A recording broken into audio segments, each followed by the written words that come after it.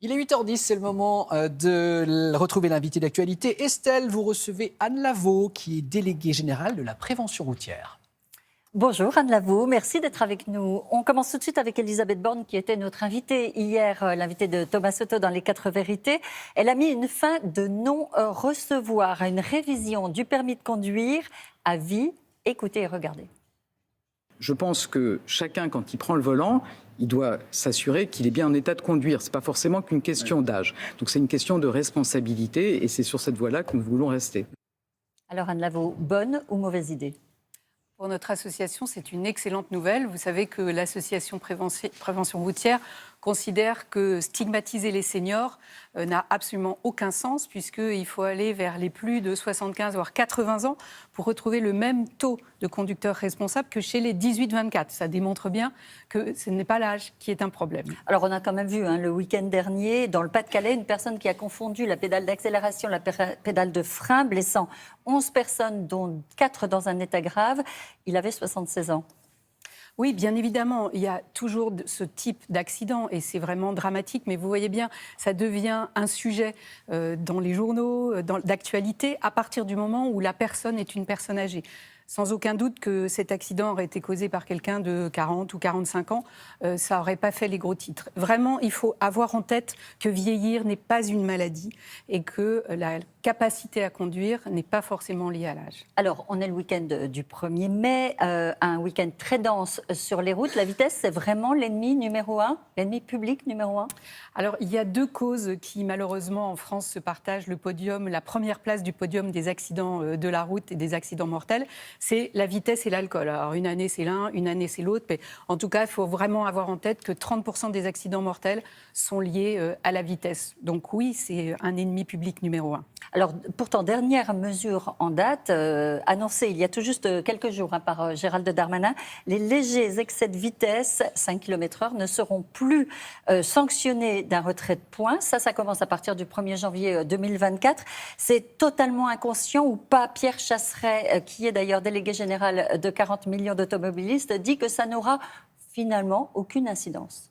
Alors, vous avez dit léger excès de vitesse. Vous savez que, globalement, on parle de petits excès de vitesse. 5 km/h. Voilà. Et donc, avec cette espèce de conscience collective que, vous savez, on dit petits-enfants, petits problèmes, grands-enfants, grands problèmes, petits excès de vitesse, petits dommages, grands excès de vitesse, grands dommages. C'est absolument faux et ça, c'est vraiment quelque chose qu'il faut avoir en tête. Parmi, justement, ces accidents mortels qui sont liés à la vitesse, on en a 46% qui sont liés à des vitesses excessives de 10 km/h maximum. Donc 5 km/h, ça fait vraiment la différence. Oui, ça fait vraiment la différence parce que comme vous avez cette fameuse marge technique qui fait que déjà, vous n'êtes verbalisé qu'à partir du 6e kilomètre au-dessus des vitesses maximales autorisées, en réalité, là, on donne un blanc-seing pour ces fameux 10 km/h. Or, 46%, je le répète, des accidents mortels qui sont liés à la vitesse, sont liés à des vitesses uniquement entre ce fameux 0 et 10 km/h. Alors la question qu'on peut se poser, c'est est-ce que retirer un point, c'est vraiment dissuasif ou pas ? Là aussi, pour notre association, ça pose un problème. Vous savez que le permis à points, il a des vertus. Il a une vertu pédagogique d'ailleurs. Et il a cette vertu qu'on peut finalement récupérer un point. Donc, on a une tolérance à partir du moment où on a un comportement exemplaire pendant 6 mois dans le cas de la perte d'un point. Et les Français aiment ce permis à points. Les Français, ils l'aiment parce qu'ils ont ce capital. 80% d'ailleurs des Français ont leurs 12 points. C'est peut-être votre cas d'ailleurs. Mais c'est beaucoup. Globalement, les Français ont leurs points et ils sont attachés à ce dispositif-là. Et donc là, finalement, on donne comme une espèce de coup de canif dans un dispositif qui est apprécié. Ça ne s'explique pas. Alors cette problématique de la vitesse, en fait, est-ce que c'est pas au fond une carotte électorale un peu démago ? On se souvient des 80 km/h. Édouard Philippe avait donc en 2018, il avait fait beaucoup grincer les dents. Sur 5 ans plus tard, on revient machine en arrière. Plus de la moitié des départements ont remis les routes départementales à 90 km/h. Alors, si vous le permettez, moi je vais monter d'un cran, dézoomer et aller sur une dimension politique qui est peut-être à plus long terme. La France comme tous les pays européens, comme la plupart des pays de l'ONU, s'est engagé à réduire de moitié le nombre de tués et le nombre de blessés graves sur la décennie. Cet engagement a été pris en 2020. Donc ça veut dire que sur la décennie, il faudrait qu'en 2030, en France, il n'y ait plus que 1500 tués sur les routes. C'est tenable ou pas tenable? Vous voyez bien, vous venez de le dire. On envoie des messages qui sont totalement contradictoires avec cet objectif ultime et qui n'est qu'une étape vers 0 tué. À partir du moment où on sait que la vitesse est le facteur aggravant de toutes les autres causes, à partir du moment où on sait que 30% des accidents mortels sont liés à la vitesse, donner le sentiment qu'on lâche sur cet item de la vitesse, ça veut dire de toute façon ne pas se mettre en condition de remplir cet objectif. Ça veut dire que les Français ont un problème avec la vitesse? Les 30 km/h en ville, c'est très peu respecté au fond.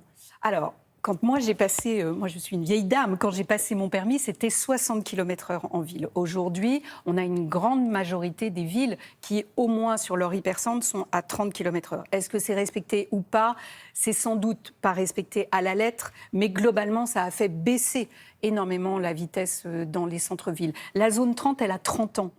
Et c'est vrai qu'aujourd'hui, on n'a pas une majorité des villes qui le font. Mais vous savez que l'association a créé un label qui s'appelle Ville Prudente et qui labellise justement les communes qui agissent en termes de sécurité et de prévention routière. Et on est très fiers aujourd'hui de compter 383 communes qui sont labellisées, soit à peu près 7 millions de Français. Ceux-là vivent dans des communes où le centre-bourg est en tout cas à 30 km/h. Alors avec les nouvelles mobilités, on voit bien que le paysage en ville a changé, trottinettes, vélos.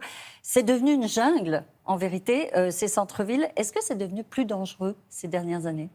Alors là, il y a effectivement un paradoxe. C'est que quand on est en ville, quand on circule en ville, on est dans cette espèce de foisonnement qui est d'ailleurs souvent discourtois. Et de donc, trottinettes, de vélos. voilà, etc. Et donc, on est très anxieux. Et donc, il y a une anxiété qui, en réalité, ne révèle pas la réalité des accidents mortels. En ville, à Paris par exemple, ou dans les centres-villes, on est sur une mortalité qui est autour de 19 à 22 tués par million d'habitants. Alors que globalement en France, on est à 49 tués par million d'habitants. Donc vous voyez, la réalité de la mortalité routière, elle se fait malheureusement sur les réseaux secondaires. Alors, où se situe en fait la France par rapport à ses pays voisins, par rapport à l'Europe? Eh bien, juste à la moyenne. C'est-à-dire qu'on est vraiment... la moyenne européenne doit être à 48 ou 49 tués par million d'habitants. Et nous, selon les années, on est à 49 ou 50 tués par million d'habitants. Donc, on n'est pas mauvais, mais on n'est pas très bon. En revanche, on a... en tout cas, je prêche pour ma paroisse, on est un des pays où la prévention du risque routier auprès des enfants, etc., est vraiment un des pays les plus exemplaires. Bon, pour conclure, juste une petite phrase, quelques conseils pour ce week-end de 1er mai, puis tout ce mois de mai. On vient de voir la météo, hein, donc si on croise la météo on fait attention. Et bison futé, on fait attention. Et surtout, on sort de l'hiver, il y a cette fameuse fatigue printanière qui est liée à un certain nombre de paramètres qui fait que si vous partez ce soir et que vous êtes fatigué, eh bien, ne partez pas ce soir, partez demain. Merci beaucoup Anne Lavaux, merci d'avoir été avec nous. Merci. Merci à toutes les deux.